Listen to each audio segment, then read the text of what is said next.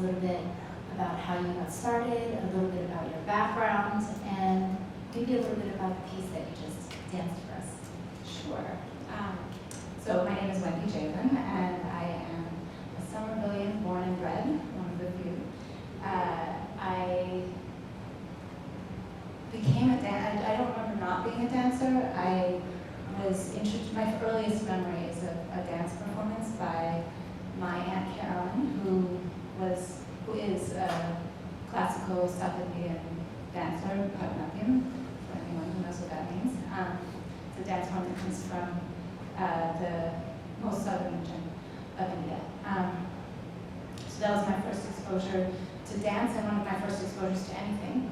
And since then I've been a dancer, and then I started out training in that form, but then also took gymnastics and a little bit of jazz, but that didn't last. And then I've trained a lot in capoeira, buto, which is a contemporary movement art form from Japan, and which has now become really a global culture, but very much rooted in Japan. And then I travel all the time, so I'm sort of collecting things as I go along and collecting people, and that becomes part of my tradition. Absolutely.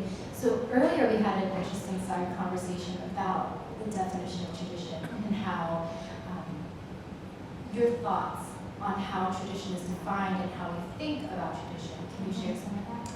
Yeah, so after our most recent conversation before today, I was thinking a lot about what tradition is, and I think that tradition is something that it's a word that we apply to things that are old, that we think of as old.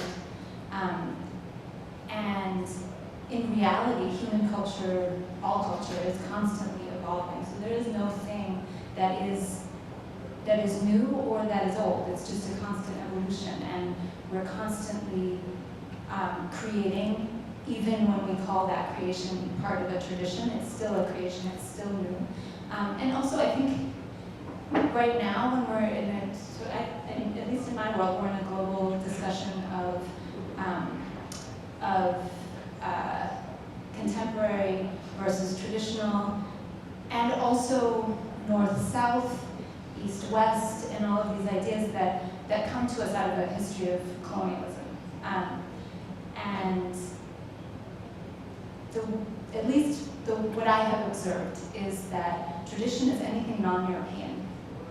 And Europe is allowed to be new all of the time. Europe and the United States are allowed to be new all of the time. Even though all of us are living at the same moment, we're all existing and constantly transforming all of the time, all of us together. So what's happening, for example, in Benin, where I was a month ago, is as modern and contemporary as what's happening in New York, if not more so.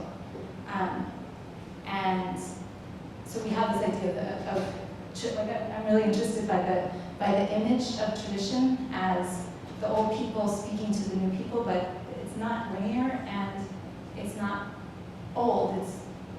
It's all of us working with what we have been given and what we've developed ourselves all the time from way. Absolutely. When we were talking, I think it was very interesting because the excerpt that I had chosen from the CreativeMornings headquarters discussion about tradition pointed to that exact thing, this idea that tradition is made by us, for us, and it is constantly evolving, and that if we embrace it in that way, it's an empowering thing, not this burden of sorts, right? Yeah. But your dance, or your style of dance, can you talk a little bit about that? Because when we spoke initially, and we had a few conversations leading up to today, you cite different traditional dance forms that you've then adapted and kind of remixed, for lack of a better word, into your current art form. Can you talk about that process? Yeah, so it's definitely not a conscious process. And it is, I do sort of cite these sources. And as in that little blurb that you read, those are the things that I think help place people, help place me for people, and give people a sense of where I'm coming from as a dancer. process. I like to think that it's not I know that it's not a conscious mixing, I just, whatever is in my body, that's what comes out, and that's sort of why I wanted to just improvise today, because tradition is what happens when we let it. Tradition is what grows when we allow all of our influences and all of our histories to emerge in some form. And it's what's always happened. So for me, that was a very traditional work. But obviously, I can't step outside of the body that has been created in my life. And so the movement that's going to come out is going to be grown from all of my different influences.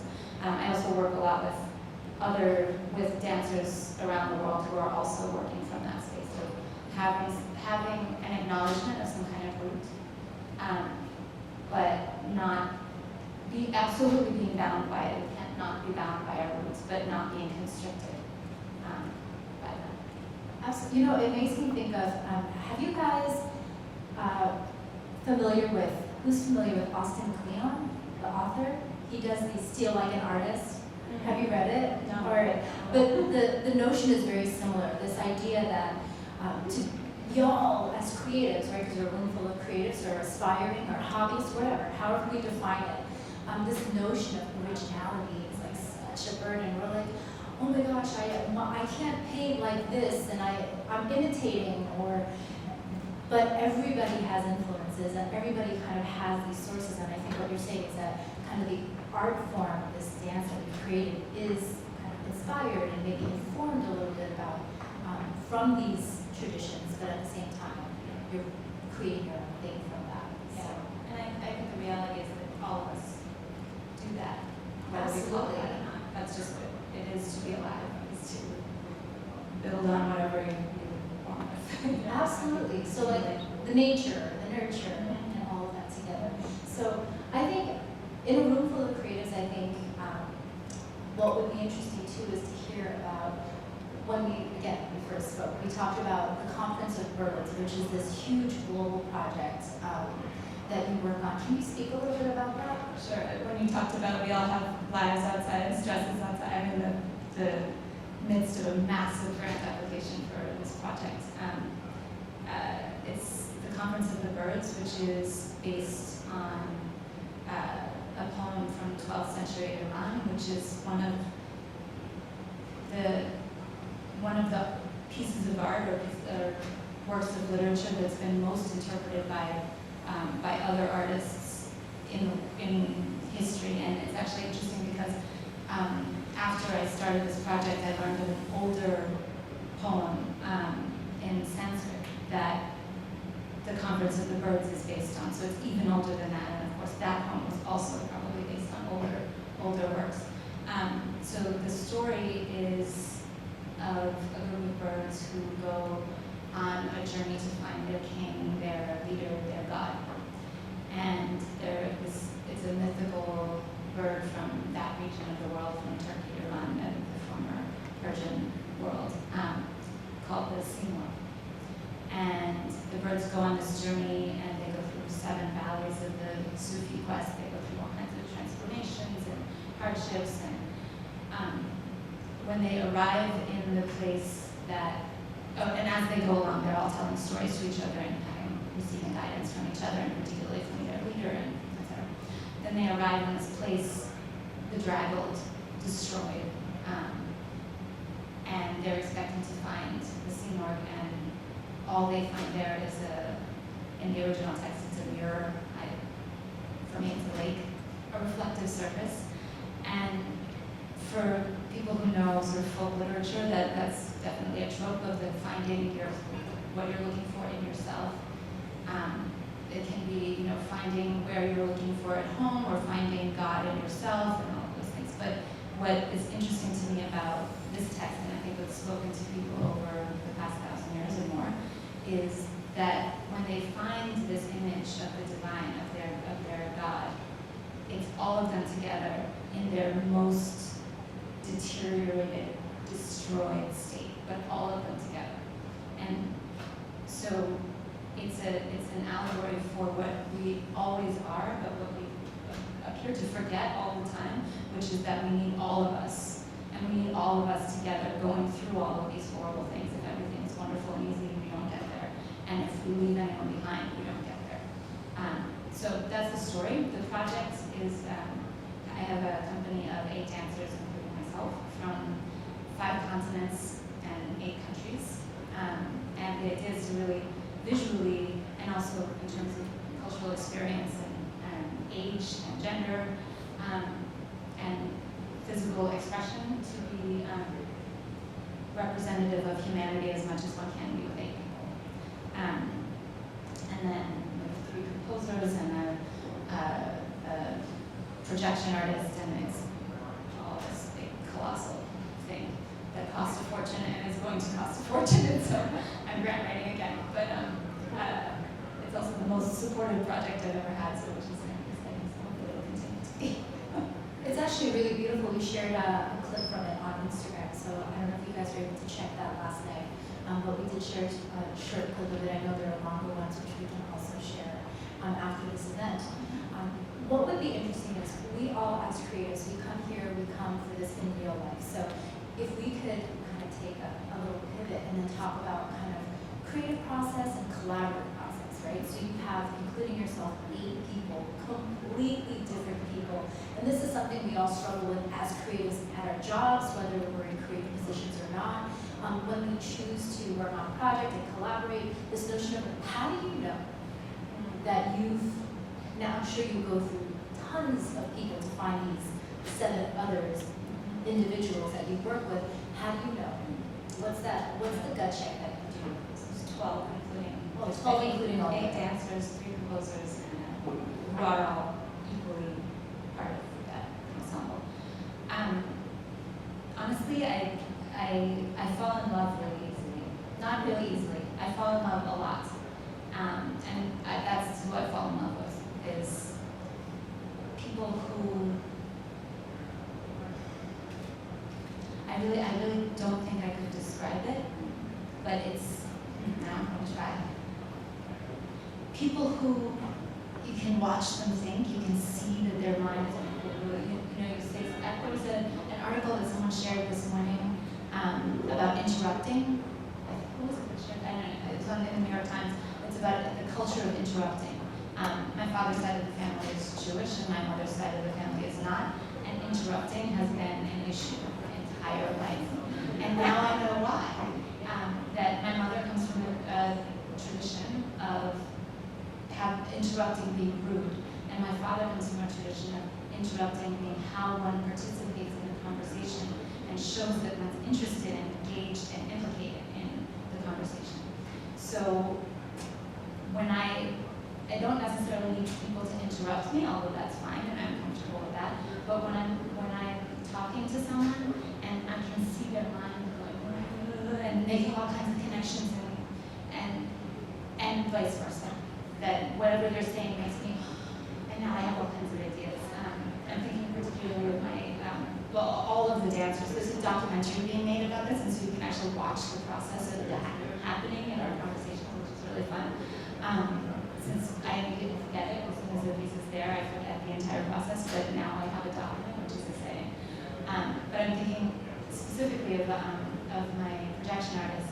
I had never met him before. He was suggested to me by my lighting designer, who is just a projection artist, whatever. And we had a residency. He's an artist in residence at Princeton right now, so he has some access to funding, which was great.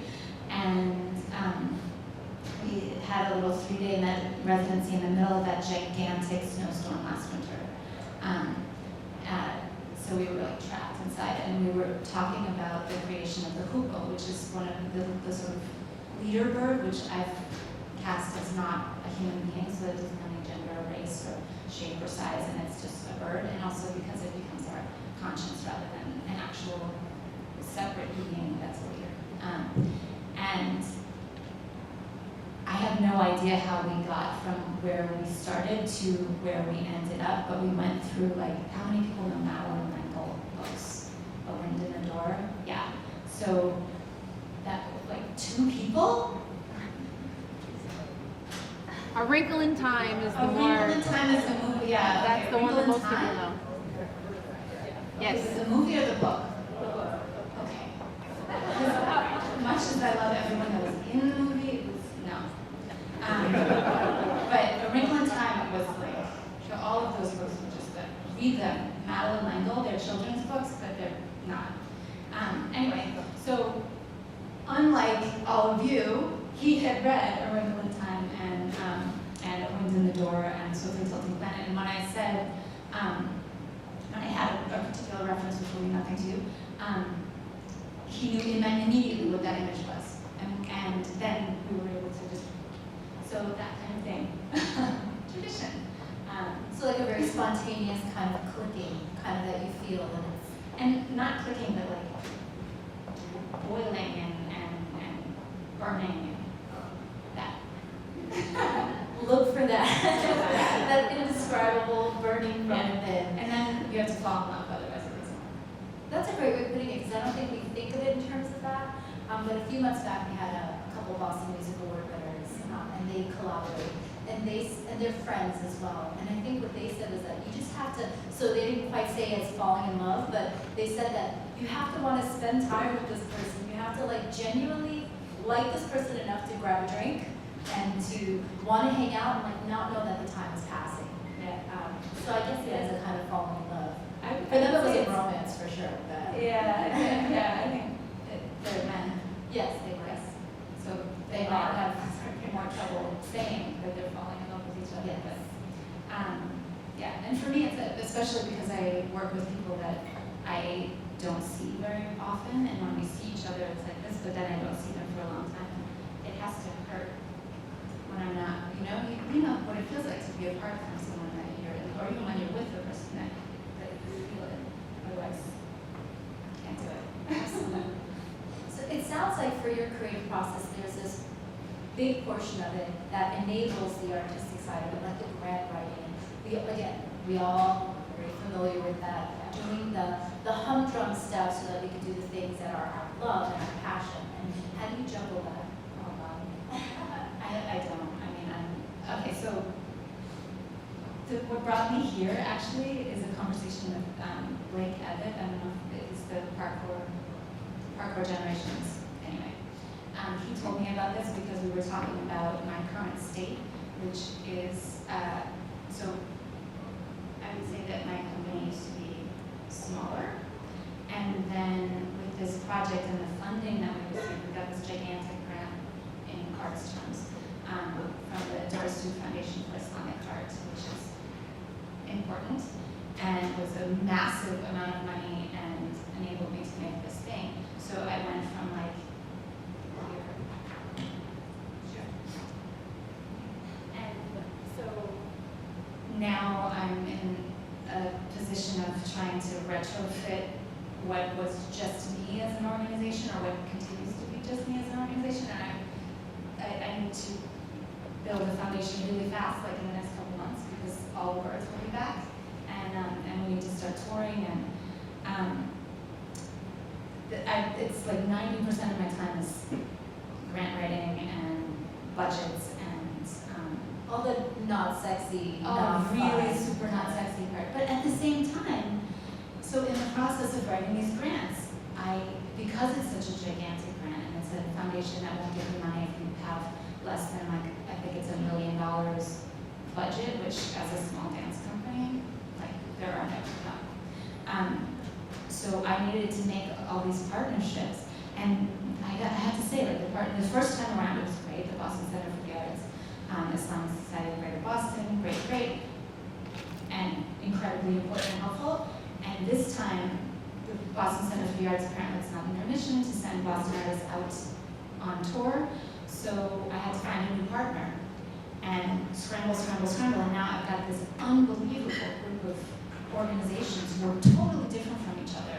Brown University, First Works, Providence, which is a presenter, and then like a little theater in Vermont, and a high school that also presents in New Hampshire, and an art gallery in Philadelphia that has a focus on South Asia, and particularly Islamic art, contemporary raised on the garden in South Asia, and like Yerba Buena Center for the Arts, a place in Hawaii, like, you know. So at the same time that the grant writing and all that stuff is really time consuming and awful, it's also a time to fall in love. And it's Apparently, propelling you yeah. to take yourself to the next level. Yeah. Absolutely. All right, so what I'd like to do is open up and see if there are a couple questions from you guys about any creative process or any kind of burning question that you might have. For Wendy? Anyone? I'm going to take Jason first and then Steve. I'm going to come to you, Steve. As a choreographer, I'm wondering to what extent you are documenting and explaining to others their movements versus how much you're leaving open to their interpretation. As far as applying that to tradition, if someone were to then pick up that piece days or weeks or years later, how do you know and to what extent do you care that it resembles the original? So I have a question, a clarifying question. When you say how much am I documenting and there was another word, are you meaning in reference to audiences or other artists, like dancers? For the dancer. For the dancer, okay. Now I know because we have this document. Otherwise, I don't, it's definitely not a conscious process. I almost exclusively, because of the need to fall in love and the need to have this kind of relationship, I think, I work with other artists who I feel like are, I mean, it's not like a dancer is not your people if they're not a choreographer, but are like in my same, like, they know what I'm doing and they can do it too, you know, in their own way. And so, like, this piece was very, very collaborative. It was also wonderful because it was a group of people who are in that space, but are not attached to their ego. And so we were able to say, as one of my composers, like, you made this whole thing and like, that's shit, and throw it away. Or, you know, if we're really down to the wire, like there's a decision to be made, I get to make it, you know, unless I like your decision. But, so it's very, very collaborative. What was the other question?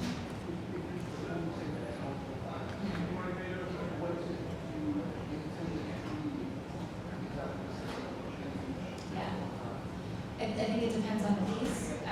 This particular piece is intended to transform in every new space. So there's a lot of community engagement that happens in story gathering workshops, which happened up until the creation and will continue to happen. So we'll be constantly changing the stories that are told in each section, maintaining the emotional state, but changing the stories.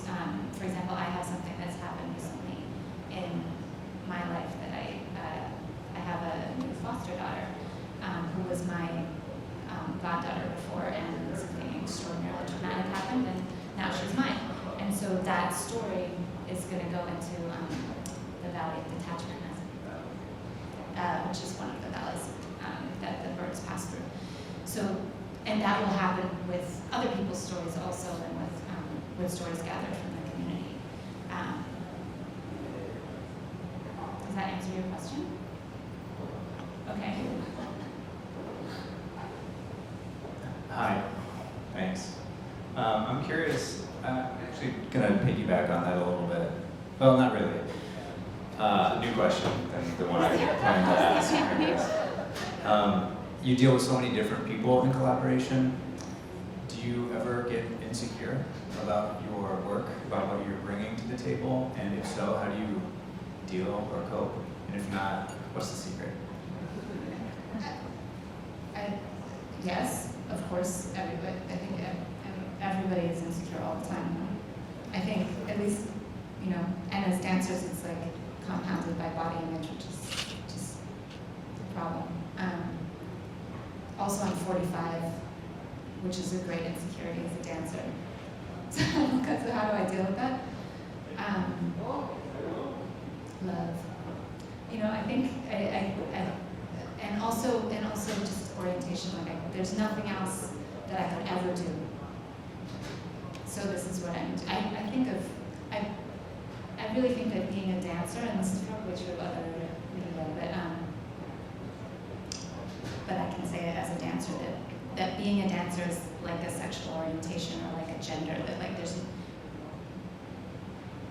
what are you gonna do if you're not gonna do that? And so, yeah, I don't think it's drive, it's orientation. And being in love with the people, you know, like in Conference of the Birds, I fell apart, and then I had all my little birdies that took care of me, you know, because we're all in love. That's wonderful. Wendy, thank you so much.